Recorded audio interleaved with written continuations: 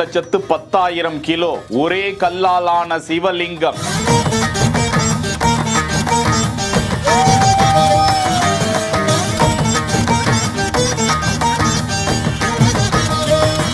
மகாபலிபுரத்தில் இருந்து சென்ற சிவலிங்கம்.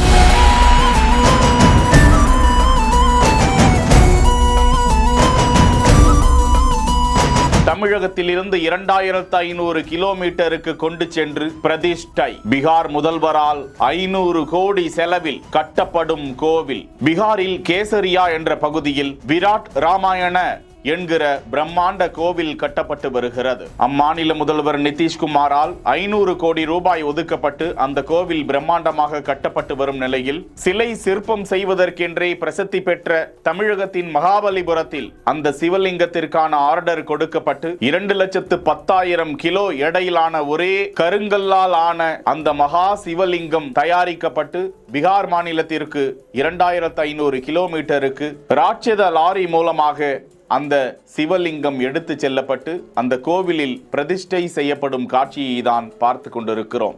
ஏராளமான வேத விற்பனர்கள் வேதங்கள் முழங்க பக்தர்களின் பக்தி முழக்கத்தில் அந்த சிவலிங்கம் அவ்விடத்தில் பிரதிஷ்டை செய்யப்பட்டது.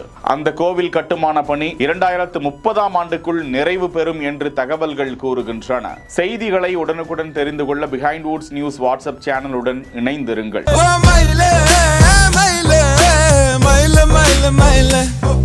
செய்திகளை வழங்கியோர் Manju group, SIMS pharmacy and clinics, grand royal tours.